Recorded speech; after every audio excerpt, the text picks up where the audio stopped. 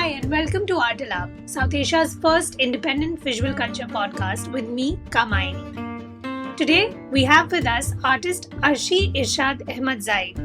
Her solo exhibition, Naguftaha-e-Hawa, is on view at the Mumbai Gallery, Chatterjee and Lal, till the 27th of April. In this series, Arshi has rendered the unspoken words of Hawa, that's what the title translates to in English, onto cloth and papier-mâché through the mode of abstraction. In many ways, these works reflect the social and political turmoil that India and the world are experiencing at the moment. The word Naguftaha, meaning unspoken, brings to mind the famous couplet by the Urdu poet Mir Taqi Mir. रही नगुफ्ता मेरे दिल में दास्तां मेरी, न उस दयार में समझा कोई ज़बां मेरी. My tale lay unspoken in my heart, none in that land understood my tongue. But perhaps visual art offers a way for silence to retain its potency outside of language. These and other matters on today's Artalab with Arshi Ahmad Zai. Let me introduce you to her. Arshi won the 2019 INLAG's Fine Art Award, and in 2020, her project Lihaf was part of the series 5 Million Incidents, organized by the Goethe Institute in collaboration with the Raqs Media Collective. Her first solo show, called Nafas, opened at New Delhi's Blueprint 12 Gallery in 2021. So I first saw Arshi's work in 2019 at the India Art Fair, and then in 2020 when her series Blood Book was part of the exhibition Seeds Are Being Sown at New Delhi's Shrine Empire Gallery. Since her latest show is online as well on the In Touch platform, I thought this was a good occasion to have an Artalab with her. These particular works, the Naguftaha-e-Hawa series, is in some sense a departure from her previous ones, I think. They pay homage to abstractionists like Zarina and Nasreen Mohammadi. The revisiting of this idiom provokes new questions about citation, context, and of course the contemporary. So I thought this would be a good opportunity to delve into all of that. The following interview has been conducted in Hindustani. Listeners can access a complete time-stamped English language transcript by clicking on the link in the episode show notes. Before we continue, I'd like to let our listeners know how to access the material accompanying our conversation. To view the images and other material being referenced and discussed in the episode, click on the link in the show notes to access the guide. You can also find the link to the guide for each episode in our Instagram captions and tweets. Hi Arshi, welcome to Artlab. हमारे show पर आने के लिए आपका बहुत शुक्रिया. Thank you कमाइनी मुझे बुलाने के लिए यहाँ पर अपने प्लेटफॉर्म पे, और मैं बहुत ही आपकी शुक्रगुजार हूँ वार्तालाप की कि ये प्लेटफॉर्म, मतलब मुझे अभी पता चला कुछ वक्त पहले ही, और ये बहुत ही अमेजिंग है. जब मैं गई मैंने टॉक सुने आर्टिस्ट के, और इट्स अमेजिंग. तो थैंक यू सो मच ये इस तरीके के प्लेटफॉर्म को लाने के लिए. या थैंक यू सो मच. मैं भी बहुत खुश हूँ कि आपको भी पसंद आया हमारी प्रोग्रामिंग. बिल्कुल. तो शुरू करते हैं आपके आर्टिस्ट बनने के सफ़र से. जो क्रिएटिव काम है हमारे समाज में अहमियत नहीं दी जाती है उसे, और फाइन आर्ट्स में तालीम लेना फिर उसे पेशा बना पाना मुश्किल है आज भी. थोड़ा हमें अपने शुरुआती दौर के बारे में बताएं, और ये कि आर्ट में आपकी दिलचस्पी कैसे बनी और आपने बरकरार कैसे रखी. काफी बड़ा बड़ा सवाल है, और इसका एग्जैक्टली हमें अपनी ज़िंदगी के बारे में बताएँ अर्शी. जवाब देना बहुत ही थोड़ा-सा, मतलब मुश्किल तो नहीं है, लेकिन सब अल्फाज़ सही से ढूँढने होंगे. तो मेरे आर्टिस्ट बनने का सफ़र बिल्कुल भी आसान नहीं था, जैसे कि सब लोगों का होता है. मैं बहुत ही छोटे शहर से हूँ, नजीबाबाद, जो कि नॉर्थ इंडिया में आता है. It's on the border of Uttarakhand and Uttar Pradesh. Najibabad बहुत छोटे शहर से हूँ, और मुझे लगता है कि फाइन आर्ट्स जो पेशा है उसको परस्यू करना, मुझे लगता है बड़े शहरों के जो लोग होते हैं उनके लिए भी बड़ा मुश्किल है, और छोटे शहरों से जो लोग आते हैं लाइक मी, उनके लिए तो बिल्कुल नामुमकिन सी बात हो जाती है. क्योंकि वहाँ पे जब लोग बात करते हैं किसी भी पेशे को अपनाने की, तो हर माँ-बाप का ख्वाब होता है कि उसका बेटा या बेटी डॉक्टर या फिर इंजीनियर, जिस मिडिल क्लास फैमिली से मैं आती हूँ, जहाँ पे प्रिविलेजेस ज़्यादा नहीं है. मुझे लगता है मैंने उनके ख्वाबों पर पानी फेर दिया when he saw me. Like I was more interested in making जो एक आपके हार्ट का जो डायग्राम होता है, उसको खूबसूरती से बनाने में I was like more like into it rather than कि मैं स्टडी करूँ कि एग्ज़ैक्टली हार्ट कैसे फंक्शन करता है। इंटरेस्टिंग। और मुझे काफ़ी लड़ना पड़ा फाइनेंस अपनाने के लिए क्योंकि मैं मुस्लिम कल्चर से आती हूँ मतलब या और मेरे रिलीजन में प्रोहिबिटेड है तस्वीरें बनाना और मेरी जो परवरिश हुई और मेरी जो तालीम हुई वो मदरसे में हुई है। तो मतलब बड़ा मुश्किल था लेकिन किसी ना किसी तरीके से उसको पूरा किया अपने ख्वाब को। क्योंकि इसका एग्ज़ैक्टली जवाब देना कि कहाँ पे मुझे लगा कि आर्टिस्ट बनना चाहिए, ये बड़ा मुश्किल होता है क्योंकि एक लम्हा नहीं होता है वो जिसमें आप तय करते हैं या फिर 1 साल नहीं होता है। इट्स समथिंग कि शायद आपके बचपन से वो अ, होता है लेकिन मुझे इतना मौका नहीं मिला कि मैं बचपन से बहुत आर्ट करूँ या मैं किसी को दिखाऊँ या कोई एप्रिशिएट करे ना। अगर कुछ भी करना होता है तो करना होता था तो आपको चुपके से करना होता था। तो तो इसी तरह से मैंने भी आर्ट बहुत ही छुप-छुप के की और मुझे याद है कि मेरी मदर ने काफ़ी लड़ा भी मेरी एजुकेशन के लिए क्योंकि मैं सबसे बड़ी बेटी अपने घर की हूँ और जिस अ, मुआशरे से मैं आती हूँ वहाँ पे मुझे याद है कि मेरी हवेली में जो मेरे और कज़िन्स थे, उनको बिल्कुल इजाज़त नहीं थी पढ़ने की क्योंकि वो बहुत ही ज़्यादा रिलिजन को बहुत ही फंडामेंटल तरीके से फ़ॉलो करते थे उनके पेरेंट्स और उनकी किताबों को जला दिया जाता था। तो तो मेरी अम्मी ने काफ़ी लड़ा इस चीज़ के लिए, मेरे फ़ादर ने भी, लेकिन उसमें फिर फाइनेंस को चूज़ करना पेंटिंग करना जो कि बहुत ही नामुमकिन सी बात थी। पर मेरी ज़िद के आगे और और मैं बहुत ही सीरियस किस्म की जो बच्चा होता है उस तरीके से थी, तो उन्होंने भी थोड़ा-सा समझा। तो फिर मुझे इजाज़त मिली जाने की अ, अलीगढ़ मुस्लिम यूनिवर्सिटी, कहीं और नहीं। अगर पढ़ाई करनी है तो सिर्फ़ आपको अलीगढ़ जाना होगा, उसके अलावा आप कहीं नहीं जा सकते। अलीगढ़ में काफ़ी अच्छा था मैंने वहाँ पे जो अ, तालीम और अदब वहाँ पे सब सीखा। 4 साल के लिए काफ़ी अच्छा एक्सपीरियंस रहा और उसके बाद मास्टर्स के लिए मैं जामिया आई। फिर वहाँ पे दिल्ली में एकदम अलग सी दुनिया देखी और थोड़ी-सी आज़ादी के साथ आर्टिस्ट से मिलना, उनका काम देखना, गैलरीज़ जाना। फिर मेरा मास्टर्स खत्म हुआ 2012 में और उसके बाद मैंने 7 से 8 मेरे 8 से 9 साल का ब्रेक लिया क्योंकि मुझे लगा कि अभी मिट्टी पकी नहीं है। वो तो अभी भी नहीं पकी है बट या ये ब्रेक मुझे लगा कि लेना ज़रूरी है और काम करने के लिए और अपने आप को समझने के लिए। मुझे ये बहुत इंटरेस्टिंग लगा कि दिलचस्प लगा कि आपने खुद से सोचा कि आप अपने आर्ट को उस तरीके का समय दें, पकने के लिए। क्योंकि आई थिंक ये एक किस्म का दबाव भी होता है यंगर आर्टिस्ट्स पे, जब वो निकल कर आते हैं आर्ट स्कूल से कि इमीडिएटली एग्ज़िबिशन, नुमाइश उनके काम की हो, उनको एक किस्म का अटेंशन मिले। तो ये डिसीज़न लेना, ये निर्णय लेना उस वक़्त, बहादुरी का डिसीज़न कह सकते हैं इसको। क्योंकि उस वक़्त में मुझे बिल्कुल भी मालूम नहीं था कि मैं कभी वापस आ भी पाऊँगी या नहीं, लेकिन एक बात मेरे उसमें क्या कहते हैं, दिमाग में पक्की थी कि काम करना है और मुश्किल था क्योंकि आप बहुत चीज़ों का सामना करते हैं, आप सोसाइटी का सामना करते हैं specially like you are done with your masters और आपके घर वाले फिर आपको देखते हैं कि what you going to do next आपने इतनी पढ़ाई की है, ये सब किया, इतना वक़्त दिया, इसके बाद क्या? तो मुश्किल भी था लेकिन मुझे मालूम था कि शायद ये सही वक़्त नहीं है कि अब मैं आर्ट में जाऊँ और गैलरीज़ के पास जाऊँ और कहूँ कि आप मेरा काम लगाएँ क्योंकि दबाव होता है, मुश्किल होता है। कुछ एग्ज़िबिशन्स ना कर पाना जब आप मास्टर्स से निकलते हैं।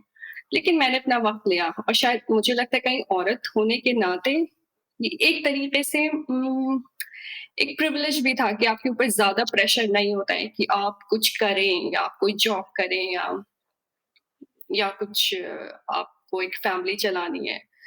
तो इस चीज़ का फ़ायदा मुझे मिला कि मुझे उस चीज़ की फ़िक्र करने की ज़रूरत नहीं थी। तो मैंने वक़्त लिया अपना 8 से 9 साल का वक़्त लिया और वापसी की। और या धीरे-धीरे चल रहा है।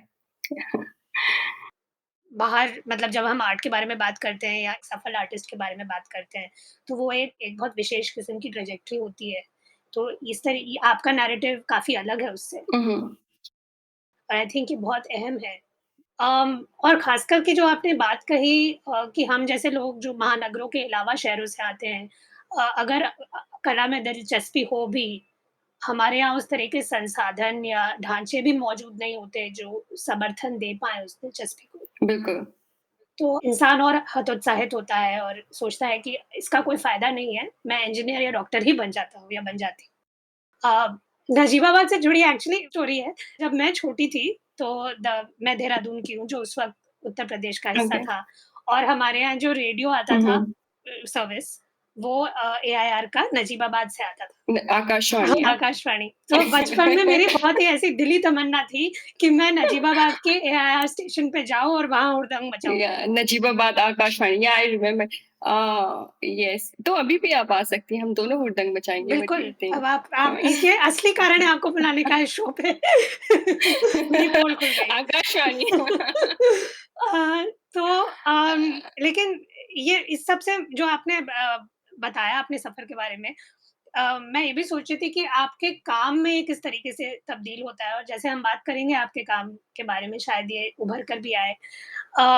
तो नगुफ्ता से पहले के जो आपके सीरीज़ हैं, जो काम मैंने हुँ, पहले हुँ। दिल्ली में देखा, वो है नफ़स, जो आपका पहला सोलो ब्लूप्रिंट 12 में था और या ब्लड बुक, जो कि शाइन एम्पायर में seeds are being shown exhibition का हिस्सा रहा। एक तरह से ये दोनों सीरीज़ काफ़ी जुदा दिखाई पड़ते हैं।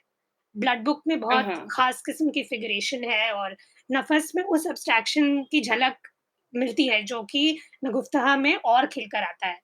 आपका क्या अ, ख़्याल है? मैं शुरुआत करूँगी ब्लड बुक से क्योंकि ब्लड बुक की जो शुरुआत है वो मैंने की थी 2010 से। मैंने अपने जो 2010 से या पहले जब मुझे पीरियड्स होते थे ड्यूरिंग माय मेंसेस, मैं पहले अपना ब्लड कलेक्ट करती थी एंड लाइक 1 और 2 प्रिंट। देन उसके बाद उसको रखना हर महीने उस ब्लड के प्रिंट को बड़ा मेरे लिए मुश्किल हुआ। Then I started doing like art work कि उसको किसी तरह से मैं डॉक्यूमेंट करूँ my periods. I mean hmm, कैसे मेरे दिमाग में आया, क्यों आया मुझे अभी भी नहीं पता है। लेकिन अभी जब मैं करती हूँ ये काम लाइक हर महीने चाहे 1 काम मैं प्रोड्यूस करूँ या 2 काम तो बहुत ही मुझे क्योंकि पेनफुल होते हैं periods I mean they painful और दिमागी तौर से और फिज़िकली उनसे डील करना बड़ा मुश्किल होता है। ये एक अलग-सी बात है। तो बहुत ही एक तरीके से दर्द को कम करने वाला प्रोसेस है जब मैं हुँ, ब्लड बुक पर काम करती हूँ। तो ब्लड बुक सबसे पहले आती है, तो ब्लड बुक में नो डाउट इमेजेस हैं।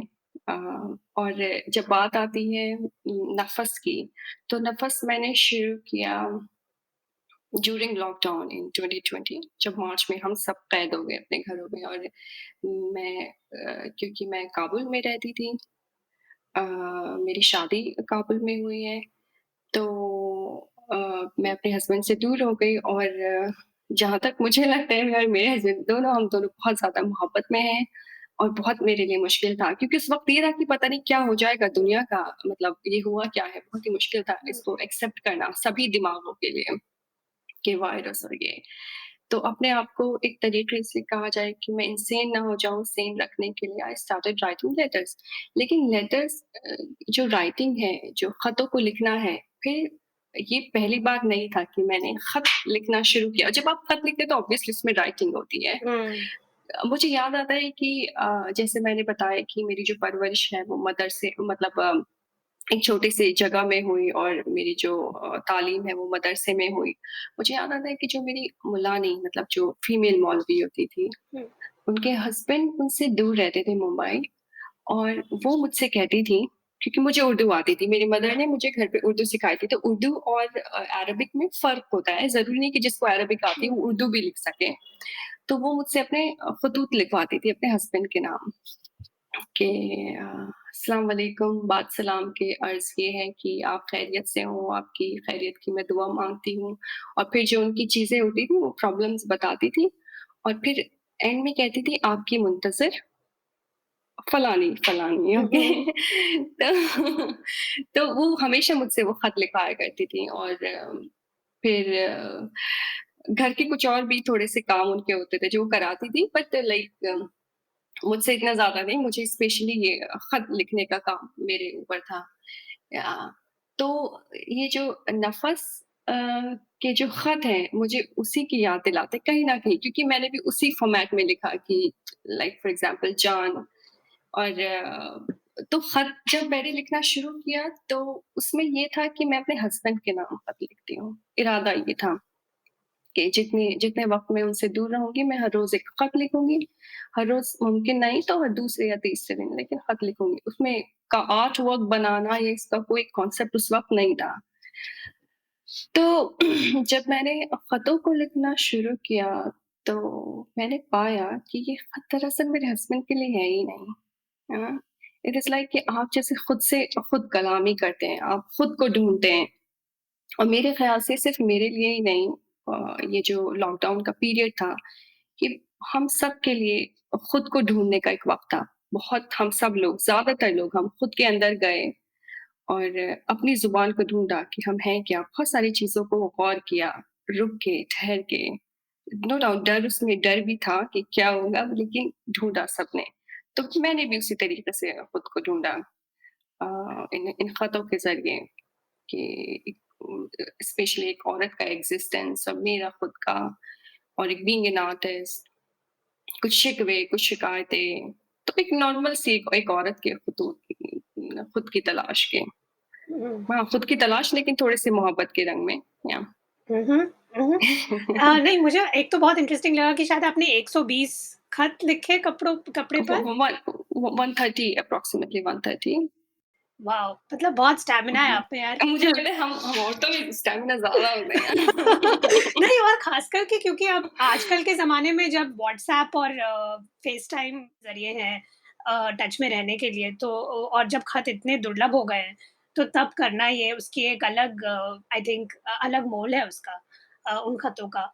और दूसरी चीज़ जो मुझे बहुत दिलचस्प लगी जो आपने बोली कि जब आप अपनी मुलानी के बारे में बात कर रही थी कि वो लिखती थी कि आपकी मुंतज़िर, और मुझे मुंतज़िर शब्द से ऐसा लगा कि जो इंतज़ार करती हुई औरत का फ़िगर या है ना? या और हिंदुस्तानी और साउथ एशियन संदर्भ में तो इसकी एक पुरानी प्रथा रही है ना? जो मुंतज़िर की या मुंतज़िर जो ख़ासकर जो औरत विरह की वजह से दूर रहती है अपने प्रेमी से, अपने पति रहनी से, या रहनी या अपने चाहने वाले से। तो वो मुझे काफ़ी इंटरेस्टिंग लगा कि वो भी एक तरीके से एक फ़िज़िकल परफ़ॉर्मेंस भी इसमें मौजूद थी ना।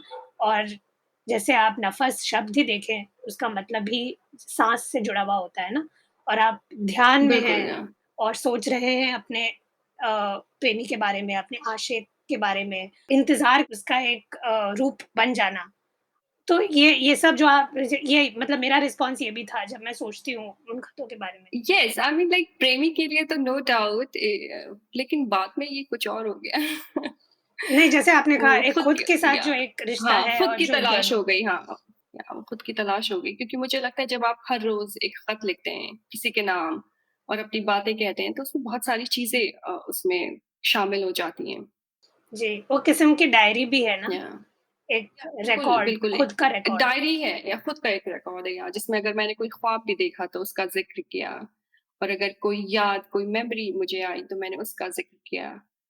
और कभी कोई शिकवा किया और जब कभी कुछ ज़्यादा बहुत ही कड़वा-सा शिकवा किया तो उसमें जब मैंने अल्फ़ाज़ लिखे तो उसके नुक्ते मिटा डाले मतलब ताकि कोई इसको पढ़ ना पाए। इवन अगर मैं खुद उस कड़वी-सी चीज़ को पढ़ूँ तो मैं समझ ना पाऊँ कि बट मुझे समझ में आता है कि हाँ, मैंने कुछ कड़वाहट यहाँ पे लिखी है but exactly I don't know कि लिखा क्या है। तो मैंने जानबूझ के नुक्ते वहाँ से हटा दिए ताकि कोई पढ़ ना पाए, इवन मैं खुद ना पढ़ पाऊँ। दिस इज़ इंटरेस्टिंग मुझे लगता है कि बीइंग एन आर्टिस्ट ये आपके पास प्रिविलेज होता है कि आप क्रिएट कर सकते हैं आई मीन अपने जो आपका दिल चाहता है। नो डाउट कुछ ज़िम्मेदारियाँ होती हैं काफ़ी आपके कंधों पे बीइंग एन आर्टिस्ट लेकिन ये आपके पास एक प्रिविलेज होता है कि आप चीज़ों को चेंज कर सकते हैं। कहीं न कहीं एक डिफरेंट उसका फेस दिखा सकते हैं, छुपा सकते हैं।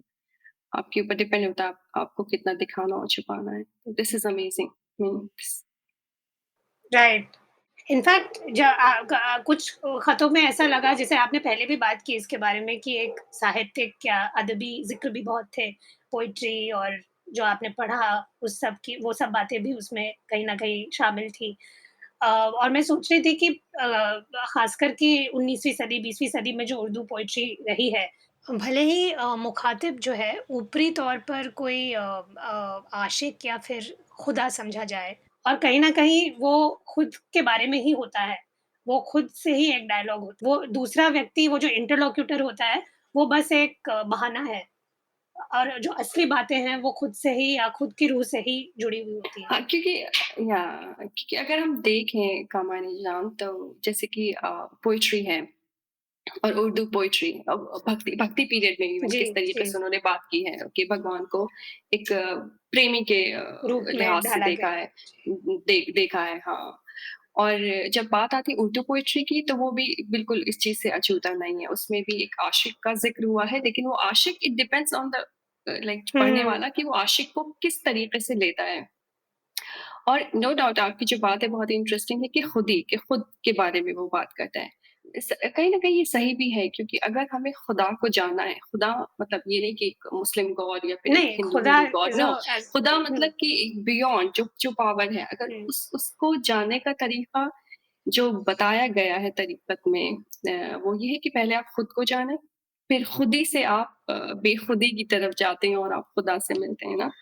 तो हाँ, ये बिल्कुल मैं आपकी बात से इत्तेफ़ाक रखती हूँ। जी। और क्योंकि हम इस मुद्दे पे बात कर रहे हैं, मुझे लगा जो फ़ॉर्म है नफ़ज़ का, जो कि बाद में नगुफ्तहा में भी और देखते हैं उसे जो एक अमूर्त यानी एब्स्ट्रैक्ट चित्रकारी की तरफ आप बढ़ने लगी। लेकिन इसमें भी तस्वीरें हैं, कुछ पुरानी जिनको आपने नई शक्ल दी। मसलन वो बगैर सूरत वाली औरत का यहाँ सिर्फ़ आकार दिखता है। और कुछ ऐसी भी जो पहले नहीं देखी शायद, जैसे कि तख्ती, दिल, कुर्सी। तो इसके बारे में थोड़ा बताएँ कि ये सब डिसीज़न्स आपने कैसे लिए इस सीरीज़ में? तो ये जो इमेजरीज़ लाइक ये जो आप बता रहे हैं कि तख्ती, दिल और इसके अलावा क्या? तख्ती, दिल, कुर्सी। कुर्सी या तो ये पहली बार नहीं था कमायनी जो मेरा इवन मास्टर्स का जो वर्क है या उसमें ये सब चीज़ें थी ऑलरेडी। दिल बाद में आया नो डाउट दिल उस वक़्त नहीं था लेकिन कुर्सी, औरत, तख्ती ये सब और टेक्स्ट इट वाज़ देयर। हुँ, लेकिन अमूर्त जब आप कहते हैं कि एब्स्ट्रैक्ट की तरफ आना, तो यकीन माने कि बैचलर और मास्टर्स में मैं बहुत इमेजेस मेरा इमेज बेस्ड काम था और लेकिन एब्स्ट्रैक्ट एक ऐसी चीज़ है जिसके लिए मेरा दिल मतलब दिल में एक वो होती है कि लाइक यू नो मुझे इसको पाना है, लेकिन हुँ, एब्स्ट्रैक्ट बड़ी मुश्किल चीज़ है। हाँ?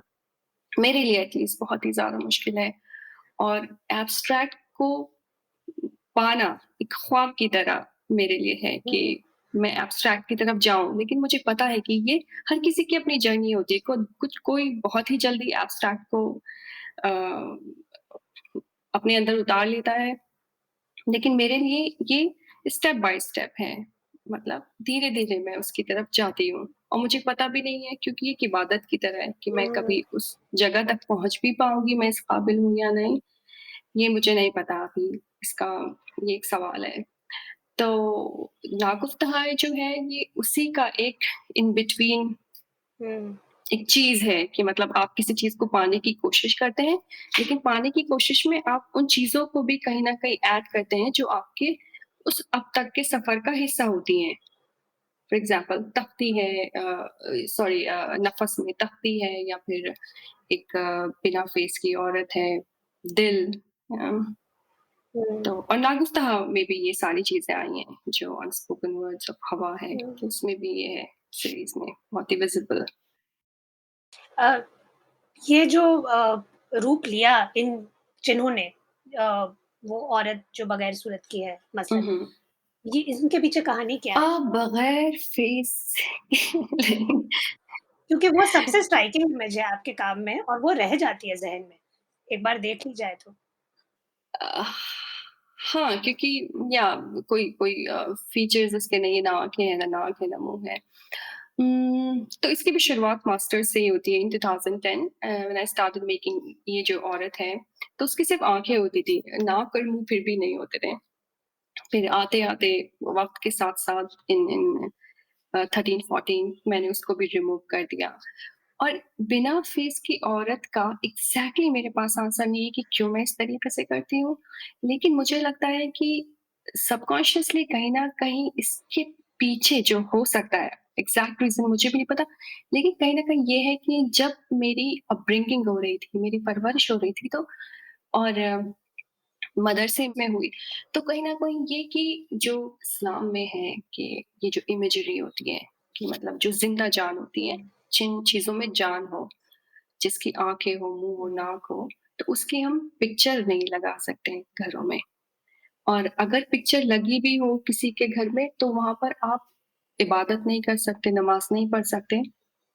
तो मतलब किसी भी ज़िंदा जान को बनाना इस्लाम में गुनाह है, क्योंकि अगर आपने बनाया किसी को, इवन कि बस एक फेस बनाया, उसमें सिर्फ़ 2 आँखें और हुँ। इतना कान बना दिए, तो कहते हैं कि जब आप मर जाएँगे तो उसमें जान डालनी होगी आपको। मतलब एक स्टोरी बचपन में हम कहते थे कि इस तरह से आपको जान डालनी होगी, बच्चे एक-दूसरे से बात करते थे ना कि कैसे हुँ, वो एक अ, क्रिएट हो रही थी कहानी। तो कहीं न कहीं हुँ, इसके पीछे वजह भी यही है। और एक तरीके से कहना चाहिए कि सटायर भी नहीं मैं कहूँगी, लेकिन शायद वजह वही है।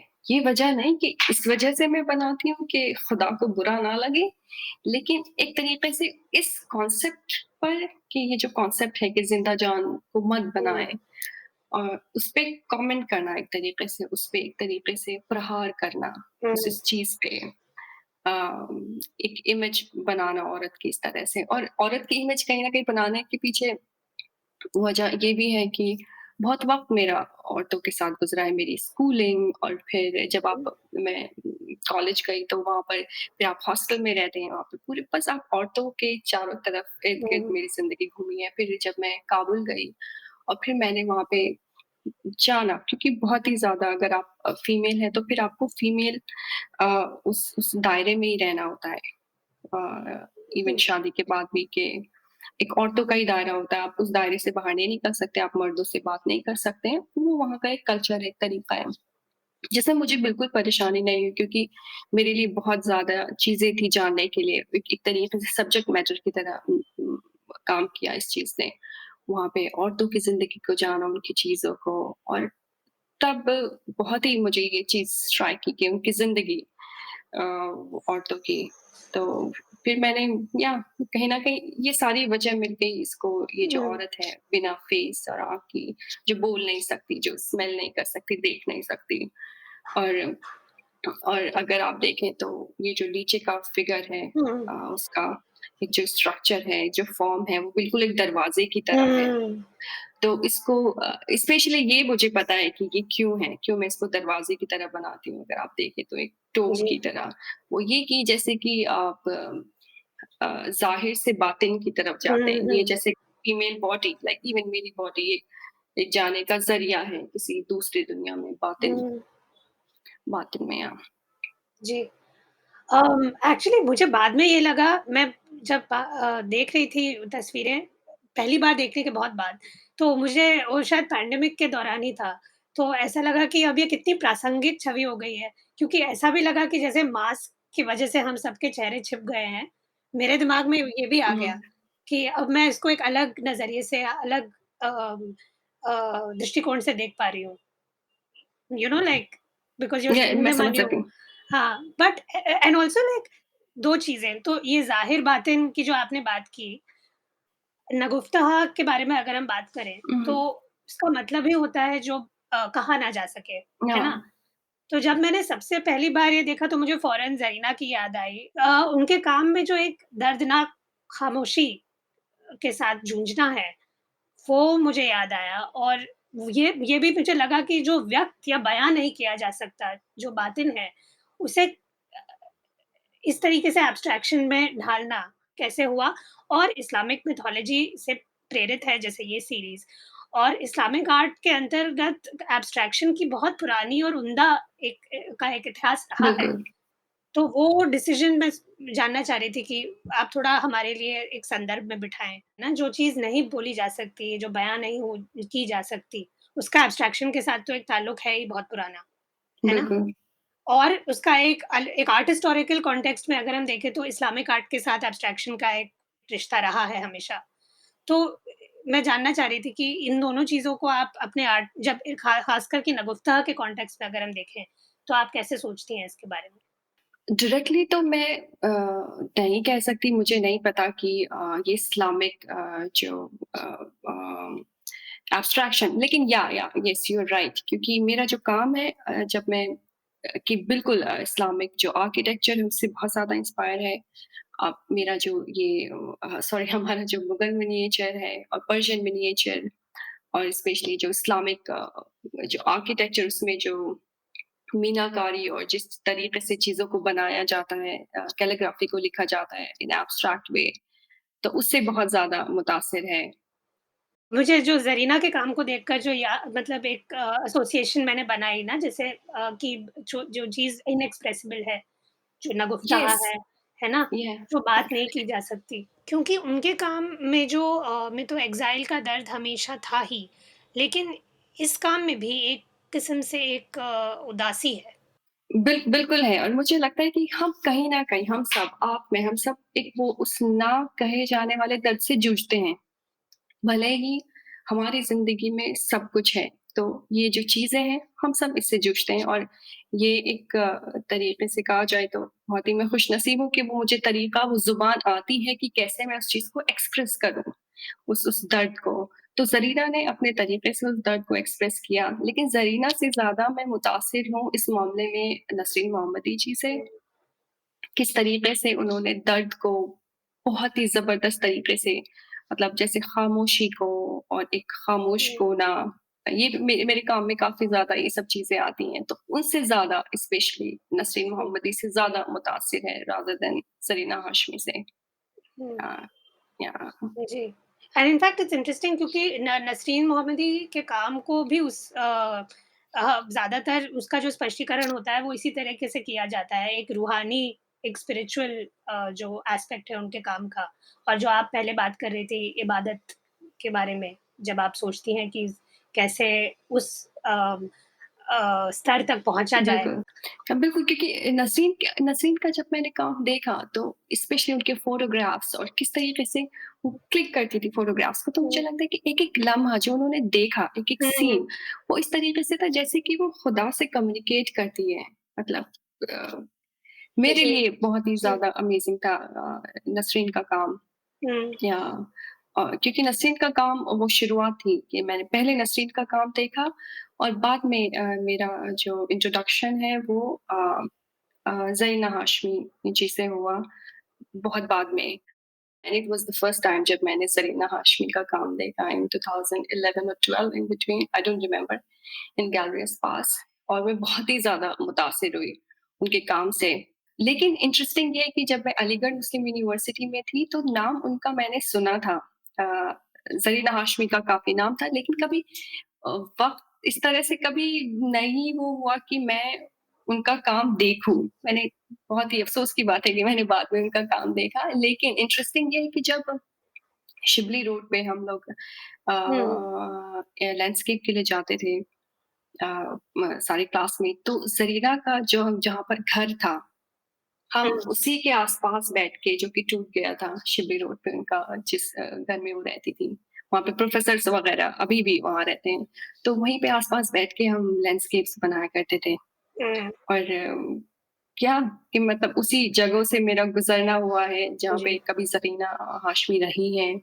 उस जगह को देखा हुँ, है, और हुँ, वो अलीगढ़ मुस्लिम यूनिवर्सिटी से उन्होंने पढ़ाई भी की, तो अभी मुझे लगता है कि एक अजीब-सा एक रिश्ता उनसे बन गया है, कि बहुत ही ज़्यादा ख़ास है, स्पेशली जब वो घर को देखती हैं, कि हमेशा उनके लिए जो एक हुँ, अलग उस मायने रखते हैं। तो स्पेशली मेरे लिए भी, कि अभी तक एक घर का ना होना और मुझे घर की तलाश है। अ, ये एक बहुत ही दर्द भरा है, तो उतना तो नहीं जितना ज़रीना का, क्योंकि ज़रीना का दर्द बहुत ही हुँ, अलग तरीके का है, लेकिन मैं कहीं न कहीं महसूस कर सकती हूँ, उस जगह से आने पर उस चीज़ को, कि घर ना होना, एक एक जगह को अपने घर का कहना। कितने मायने रखता है एक इंसान के लिए। या अम, एक एक फ़ारसी शब्द मैंने हाल ही में सीखा, जहाँ-गश्त। तो आप इतनी जहाँ-गश्त हैं, हुँ, हुँ, हुँ। हिंदुस्तान में उत्तर प्रदेश में तो हुँ, रही ही हुँ। हैं और दिल्ली में रहीं और फिर अलग-अलग जगहों पे जाती रहती हैं, काबुल में भी रहीं, फिलहाल जर्मनी में हैं। थोड़ा बताएँ आपकी प्रेरणाओं के बारे में, चाहे वो जगह की हो, जैसे हम अभी बात कर रहे थे, आर्टिस्ट की हो, राइटर की हो। लेकिन ये जगह वाली चीज़ से मुझे रुचि है जानने में कि किस तरीके से आप उसको लाती हैं अपने काम में? तो जगह का ये है कि किसी भी जगह पे जब हम रहते हैं, वहीं पर जहाँ पर हमारी पैदाइश होती है, हम धीरे-धीरे बड़े होते हैं, तो वो जगह एक स्ट्रक्चर एक एक सॉलिड चीज़ नहीं रह जाती। वो इस तरह से होती है कि आपके अंदर शामिल हो जाती है। आपके आपके कहा जाए तो अ, खून और हड्डियों का एक हिस्सा हो या फिर आपके रूह का एक हिस्सा बन जाती है वो जगह।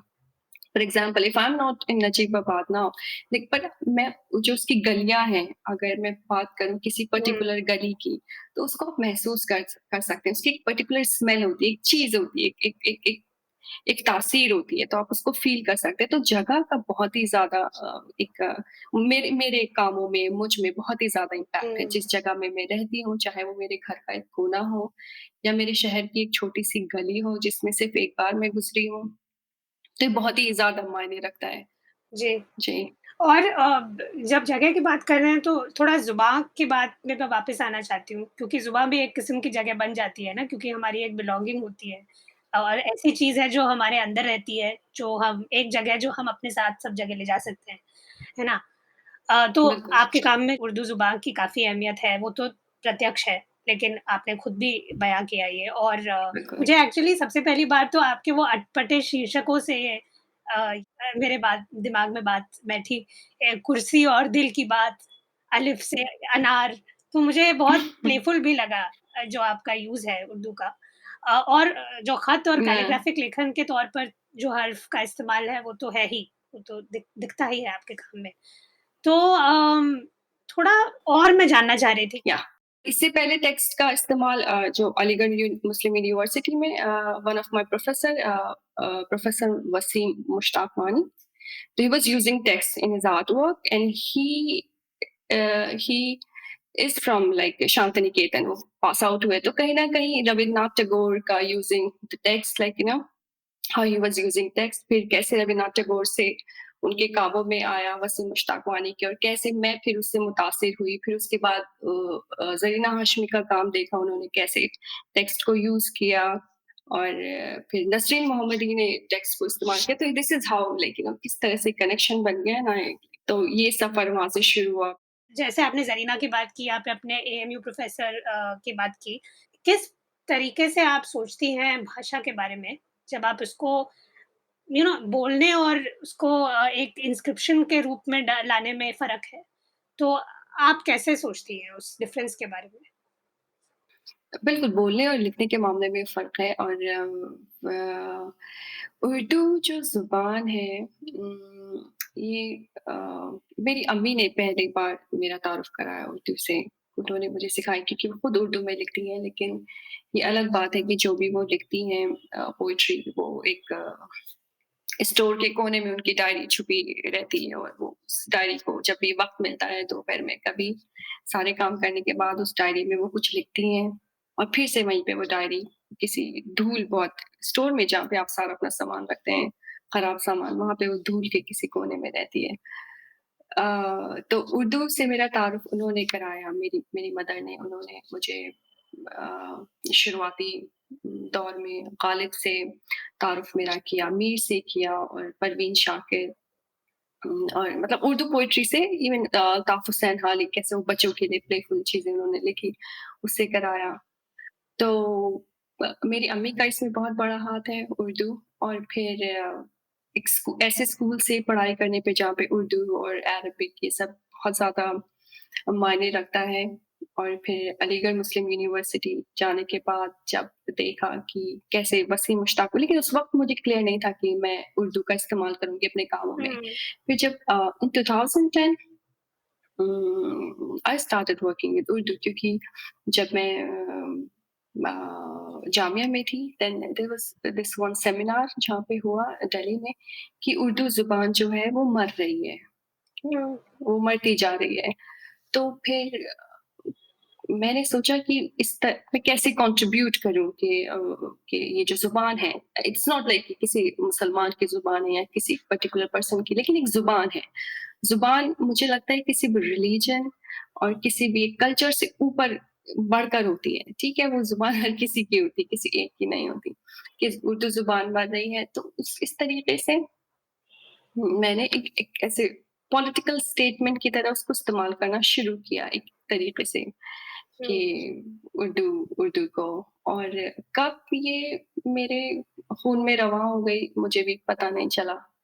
और कब मैं लिखने लगी और मुझे भी नहीं पता चला। और अभी मुझे लगता है आगे का मुझे पता नहीं, लेकिन अब तक बहुत ही मुझे ज़रूरी लगता है कि अगर मैंने कुछ बनाया तो उसमें मैं कुछ लिखूँ, मैं उसको कोई ज़ुबान दूँ कि मैं क्या हुँ, सोच रही हूँ इस चीज़ के बारे में, और उसको मैं लिख देती हूँ। और मेरे टाइटल्स जो बड़े अटपटे होते हैं, वो इन्हीं जो लिखा हुआ है उसी से आता है।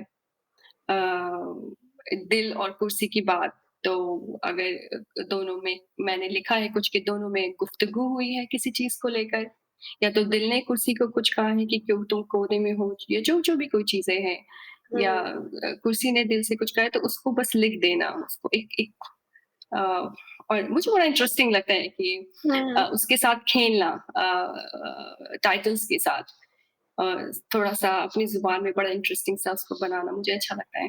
क्योंकि इंग्लिश में मेरे लिए बाप खुदा बहुत ही ज़्यादा मुश्किल है। इंग्लिश के टाइटल्स। और फिर मेरे एक दोस्त हैं नीरज, वो फिर उसको ट्रांसलेट करते हैं मेरे लिए उर्दू से। बहुत अच्छे उर्दू के वो जानकार हैं, उर्दू उनको अच्छे से आती है, इंग्लिश के अच्छे जानकार हैं, तो वो बड़े अच्छे से फिर उसको ट्रांसलेट भी कर देते हैं। क्योंकि मेरे लिए उसको पहली ज़ुबान इंग्लिश में लिखना एक टाइटल को बड़ा मेरे लिए नामुमकिन सी बात है। मुझे लगता है पूरी ज़िंदगी I guess I am not going to do that. I will not able to. No, I mean, it's like what you said, it's about वो जो एक रिश्ता कायम होता है एक भाषा के साथ या जो भी, जो हमारी पहली, दूसरी, तीसरी भाषाएँ होती हैं, उसका एक अलग हाँ, उसके साथ एक अलग किस्म का रिश्ता होता है। इंग्लिश के बारे में कभी-कभी मैं खुद भी ये सोचती हूँ कि मैं एक राइटर हूँ और मैं तो इंग्लिश में लिखती हूँ, लेकिन हाल ही में मुझे लगने लगा है कि क्या मैं एक्चुअली इंग्लिश में सब कुछ बयाँ कर पा रही हूँ? ये नई कश्मकश नहीं है, ये बहुत पुरानी प्रॉब्लम है जो इंग्लिश राइटर्स हैं सब कॉन्टिनेंट के उनके लिए और अभी तक मैं भी जूझ रही हूँ इससे। और इनफैक्ट उर्दू के बारे में तो ऐसा है कि मैंने भी उर्दू हाल ही में सीखी, 2-3 साल हो गए हैं, मैं पढ़ती हूँ उर्दू बहुत धीरे-धीरे, आपके जैसी नहीं है। मतलब अभी मैं कच्ची है, लेकिन नहीं, मैं भी धीरे-धीरे पढ़ती हूँ, कम आई नहीं, मैं भी तेज़ ज़्यादा बहुत ही फास्ट मुझे बहुत तरीके वक़्त से। लगता है, हाँ। तब भी मतलब जो आप कह रही थी पहले वो तो सच है कि मतलब उर्दू तो वैसे भी नॉर्थ इंडिया में सबकी भाषा थी। कभी भी उस तरीके से किसी मज़हब से उसका व कोई ताल्लुक नहीं था। वो तो बाद में कई राजनैतिक कारणों, सियासी कारणों की वज़ह से उस तरीके से उसको कम्युनलाइज़ किया गया। जो मैंने नगुफ्ता हवा में देखा तो एक तरीके से उस सीरीज़ में जो दे उसको अगर देश और दुनिया के संदर्भ में देखा जाए, तो कई बातें समझ आती हैं, कई चीज़ें उभर कर आती हैं। चाहे वो सीएए हटाने की लड़ाई हो या जंग के कारण घर उजड़ने का डर हो, मतलब ये दोनों चीज़ें हम इन सब का सामना कर रहे हैं।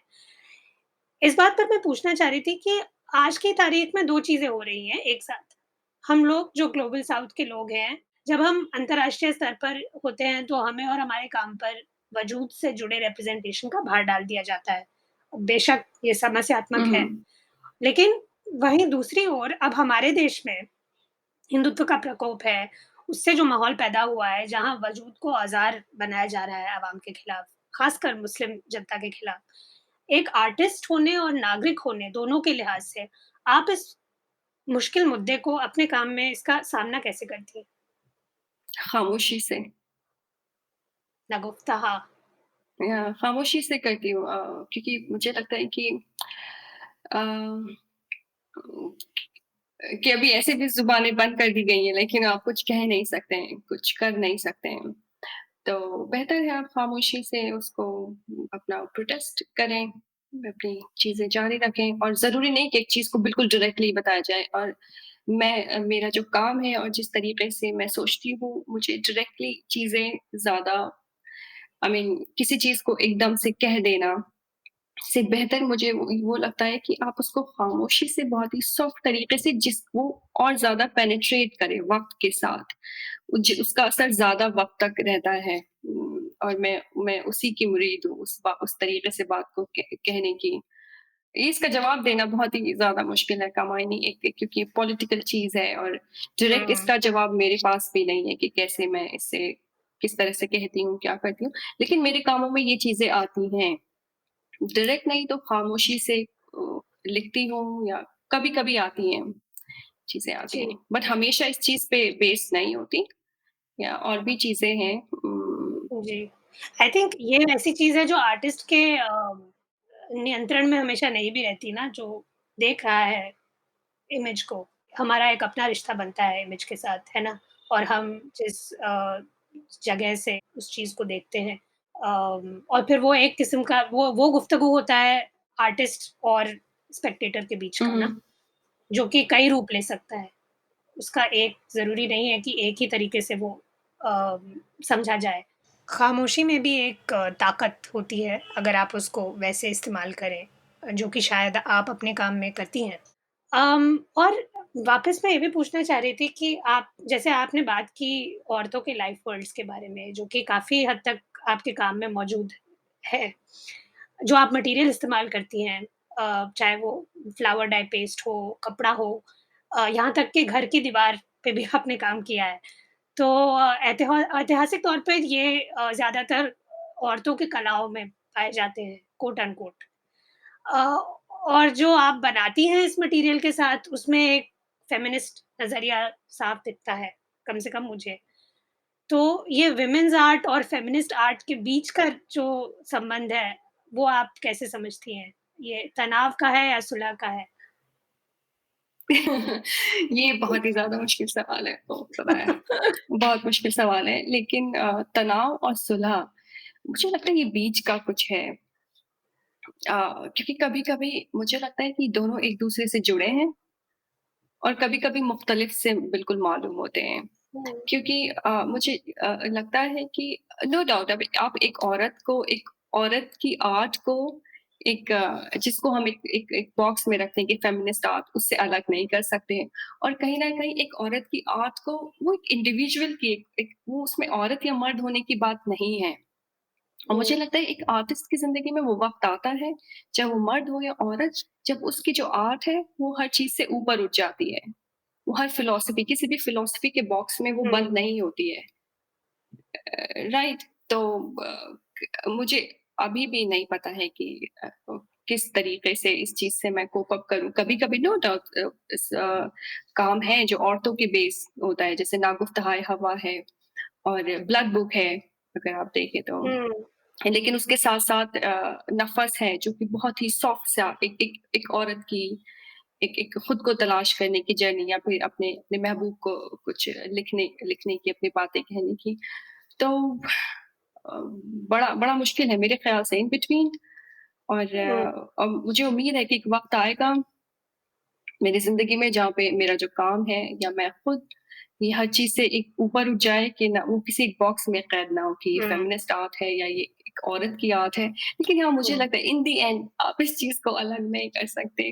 कुछ दैट्स द भी आप थिंग। करें या हुँ, क्योंकि हमें बहुत ही आसान लगता है हर चीज़ को एक बॉक्स में डालना, क्योंकि वो समझने में आसान हो जाती है।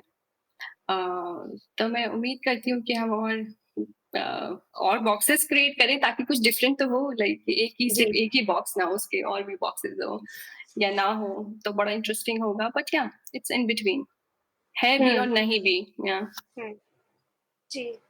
अम, और ये जो नगुफ्ताह में आपने थोड़ा अलग भी मटीरियल इस्तेमाल किया, आपने शायद पेपियर मैशे मैंने देखा शायद पहले आपने इस्तेमाल नहीं किया था हम्म, का तो उसका निर्णय आपने कैसे लिया? उसकी वजह भी कहीं न कहीं मेरे मुझे बचपन में लेकर जाती है, पेपर मैशे का इस्तेमाल, मतलब कि कपड़े को एक तरीके से पेस्ट करना, उसपे कुछ हुँ, लेप लगाना। तो मुझे याद है कि जब मैं मदरसे में पढ़ती थी तो तख्ती जो होती है, एक वुडन बोर्ड होता है, हुँ, तख्ती जिसको मैं हुँ, बहुत बनाती हूँ अपने अपने आर्ट वर्क्स में। तो मुझे याद है कि एक 2 पैर मतलब एक तरीके से मेमोरी है कि मैं बैठी हूँ अपने तालाब में हवेली के और जो वुडन बोर्ड है, शाम में मदरसा होता था तो दोपहर में मैं उसको वो मुल्तानी मिट्टी के साथ उसको पेस्ट उस पे लगा रही हूँ और उसको फिर दोनों तरफ अच्छे से पेस्ट लगाना बहुत ही साफ तरीके से ताकि वो उसपे हुँ, इंक से लिखना, रोशनाई से लिखना आसान हो जाए। फिर उसको धूप में रखना, दोनों तरफ धूप दिखाना ताकि वो जल्दी से सूख जाए और फिर उसके साथ-साथ कुछ गाना, कोई पोएट्री, ये तख्ती-तख्ती जल्दी से सूख जाओ। कुछ हम हुँ, बनाते थे अपने अपने अपने हुँ, हुँ, अपने कपल्स होते थे बच्चों के कि सूरज से आप रिक्वेस्ट करते हैं कि जल्दी से हमारी तख्ती को आप सुखा दें और अगर उसपे बादल आ गए, तो बादल को कहते हैं कि हट जाओ कि ये जल्दी से हमारी तख्ती सूख जाए क्योंकि अगर तख्ती साफ नहीं होगी तो आपको मौलवी साहब मारेंगे। और फिर उसके बाद जितने वक़्त तक तख्ती सूखती थी, उतने वक़्त आप रोशनाई बनाते थे, वो कुछ गोल-गोल कुछ टैबलेट्स की तरह आते थे, आप उसको हुँ, पीसते थे, फिर उसमें पानी मिला के एक परफेक्ट कंसिस्टेंसी के साथ उसको तैयार करते थे इंक को और फिर जिस कलम से आप लिखते थे, एक तरीके से लकड़ी होती थी और उससे हम कलम उसको बनाते थे या तो वो हुँ, बड़ा इंटरेस्टिंग सा होता था उसको तख्ती को तैयार करने का जो सफ़र होता था, फिर उसके साथ गाने और जो भी चीज़ें हैं कलेक्टिवली उसी चीज़ को मैंने रिकॉल किया ड्यूरिंग हुँ, when I was working on Nafas और हुँ, मेरी मदर ने बचपन में ऑलरेडी सिखाई थी कि किस तरीके से बनाते हैं और फिर जब अलीगढ़ मुस्लिम यूनिवर्सिटी में गई वहाँ पे स्पेशली इसको तरीका सिखाया जाता था कि किस तरह से आपको बनाना है, काम करना है। तो उसको अच्छा, रिकॉल किया और फिर कपड़े पे लगाया। जब क्योंकि ये जो मेरा प्रोसेस है, चाहे वो कपड़े पे पेपर मैशे का लेप करना हो या या उसपे फूलों से रंग बनाना हो, तो ये जो प्रोसेस है, ये मेरे लिए बिल्कुल उस तरीके से है जैसे आप इबादत से पहले वुज़ू करते हैं। तो वुज़ू मतलब जब आप अपने आप को क्लीन करते हैं और फिर हुँ, आप इबादत के लिए जाते हैं अपने आप को खुदा को सबमिट करते हैं। तो ये जो प्रोसेस है कपड़े के साथ अपने अपना वक़्त बिताना हुँ, तो ये मेरे लिए बहुत ही इम्पोर्टेंट है, ये पार्ट ऑफ द वर्क है। मैं इसको अपने काम से अलग नहीं कर सकती मतलब जो मेरा आखिरी काम आया है, उसको मैं फर्स्ट स्टेप से अलग नहीं कर सकती। फॉर एग्ज़ाम्पल मेरे जो आर्ट वर्क का जो कपड़ा होता है, वो हमेशा बारिश के पानी में भीगा होता है। मुझे नहीं पता क्यों? I mean somewhere I knew कि क्यों लेकिन एग्ज़ैक्टली हो सकता है कि बहुत ही बेवकूफ़ाना सी बात हो क्योंकि कपड़े को बारिश के पानी में भिगोना और फिर बारिश का जो एक संदर्भ है, एक जो बारिश का हुँ, एक जो कॉन्टेक्स्ट है कि बादल कैसे पानी इकट्ठा करते हैं। एक एक प्रोसेस है हुँ, ना, एक वक़्त में वो पानी इकट्ठा हो जाता है, वो बादल बनते हैं, फिर कैसे वो बरसता है और वो पानी ही बरसता है, फिर कैसे वो मतलब एक प्रोसेस है जो कभी खत्म नहीं हो जाता है, जो जी, चलता रहता है। और कहीं न कहीं बादलों का सफ़र करना, एक जगह से दूसरी जगह वो जाते हुँ, हैं और कहीं और जाकर बरसते हैं, कहीं और बनते हैं। तो ये बड़ा मुझे इंटरेस्टिंग लगता है, बहुत ही हुँ, ज़बरदस्त मतलब एक किस्सा लगता है, बहुत ही अजीब-सा, हुँ, अलग-सा और किस्से हमेशा या तो मैं खुद बनाती हूँ या वो ऑलरेडी होते हैं, दरअसल आप बनाते नहीं हो, ऑलरेडी होते हैं, बस आप उनको पिक करते हैं। तो वो मुझे हुँ, बड़ा इंटरेस्टिंग लगता है और किस्से बुनना, मुझे लगता है जब मैं काम बनाती हूँ, तो वो एक तरीके से किस्सों का ही बुनना है। एक हुँ, किस्सा यहाँ से, किस्सा वहाँ से, तो जो प्रोसेस है वो सब एक किस्सा बनाने का प्रोसेस है। और वो फिर कैसे वो इवन वो प्रोसेस, वो पानी में भीगा हुआ कपड़ा, फिर उसको सुखाना और फिर उसके ऊपर पेपर मैशे का लेप लगाना और या फिर फूलों से रंग बनाना अपनी अम्मी के गार्डन से लेके, बहुत ज़्यादा हुँ, बड़ा तो गार्डन नहीं है लेकिन जो भी है उससे फूल लेकर अ उनसे रंग बनाना और उसको फिर कपड़े पे किस तरीके से वो सूख जाता है और उसके पल्प का कुछ-कुछ कोई निशान आता है। वो सब एक स्टोरी बनाते हैं, एक किस्सा हुँ, किस्सा कहते हैं एक, जो कलम है, उसकी हुँ, नोक से कैसे वो इंक जो है पेनिट्रेट होती है वो हुँ, कपड़े में ना कि उसकी कैसे रूह को पेनिट्रेट करी, वो चीज़ें मुझे बड़ी इंटरेस्टिंग लगती है, बहुत ही एक एक किस्सा कहती है। और वो शायद वो मुझे बहुत पसंद है, वो कहीं आपको दूर लेके जाता है। और रंगों में सिर्फ़ ये नहीं कि फूलों का रंग, मैं ज़ाफ़रान का रंग, स्पेशली जब मैं काबुल में थी, वहाँ बहुत ज़ाफ़रान होता है। हुँ, ज़ाफ़रान ही ज़ाफ़रान है। तो ज़ाफ़रान का रंग है, या फिर जो अनार के रंग हैं, अनार से वो खुद वो वहाँ पे काबुल में औरतें रंग बनाती थी। जहाँ तक मुझे मेरी मदर इन लॉ ने बताया, उन्होंने सिखाया मुझे रंग बनाना कि कैसे अनार के जो जो छिलके होते हैं, उनसे आप रंग हुँ, बनाते हैं, और इस तरीके से रंग होता है कि वो कभी जाता नहीं है। और अखरोट हुँ, अखरोट जो जो जो सब्ज़ अखरोट होते हैं, तो उसके जो छिलके होते हैं, उससे आप रंग बनाते हैं, और कहा जाता है कि उसका रंग बिल्कुल कभी नहीं जाता है ताउम्र। तो अखरोट से रंग बनाना, तो सब चीज़ें हुँ, एक किस्से किस्से की तरह है, मतलब हर जी। चीज़ अपना किस्सा कहती है। हुँ। आर्टिस्ट्री के हिसाब से सोचा जाए तो आपका काम एक प्रोसेस बेस्ड रिवाज़ में बिठाया जा सकता है। जो आपने अभी पूरी प्रक्रिया भी समझाई इतने विस्तार में वो खुद जो जैसे आपने कहा एक दास्ताँ बन गई है और वो दास्ताँ हम तस्वीरों में भी देखते हैं क्योंकि ऐसा लगता है जैसे आपकी अपनी ज़िंदगी और मौसम की अपनी कहानी, वो सब चीज़ें हिस्सा है उस दास्ताँ की। बिल्कुल, और मुझे लगता है कि हम सब आर्टिस्ट ही अपने हिसाब से किस्सा कहते हैं। और बस ये है कि मैं अपने किस्से में हर चीज़ को शामिल करती हूँ, शुरू से लेके आखिर तक। या जी, चाहे वो छोटा-सा सूखा हुआ फूल ही क्यों ना हो। या जी। हुँ। तो अभी अगला किस्सा आप कौन-सा सुनाने वाली हैं? अ, अभी फ़िलहाल मैं काम कर रही हूँ बाग़-ए-बाबर पर। तो बाग़-ए-बाबर जो है काबुल का एक हुँ, बहुत खूबसूरत-सा बाग है, जो कि बाबर के वक़्त में बाबर ने बनाया था अपने लिए। वो जब इंडिया में बहुत ज़्यादा गर्मियाँ हो जाती थी, तो वो जाते थे काबुल, और फिर जब हुँ, वहाँ पे बहुत ज़्यादा सख्त सर्दियाँ होती थी, तो वो इंडिया वापस आते थे। बहुत खूबसूरत बना हुआ है बाग-ए-बाबर। और बाग का जो कॉन्सेप्ट है, मुझे हमेशा से बहुत ही ज़्यादा फ़ैसिनेटिंग लगता है, क्योंकि मुझे याद है बचपन में मेरी अम्मी जब हमें कहानियाँ सुनाया करती थी, आपके जो शाहनामा है उसकी कहानियाँ, हुँ, और अरेबियन नाइट्स जो है उसकी हुँ, उसकी कहानियाँ, और उसके अलावा और भी बहुत ज़्यादा इंडियन फ़ोकलोर्स और पर्शियन फ़ोकलोर्स वो सुनाया हुँ, करती थी, क्योंकि उनका ताल्लुक अफ़गानी जड़ों से है। तो वो कहानियाँ हमें सुनाया करती थी, और हमेशा वो चीज़ मुझे एक दूसरी दुनिया में लेकर जाती थी।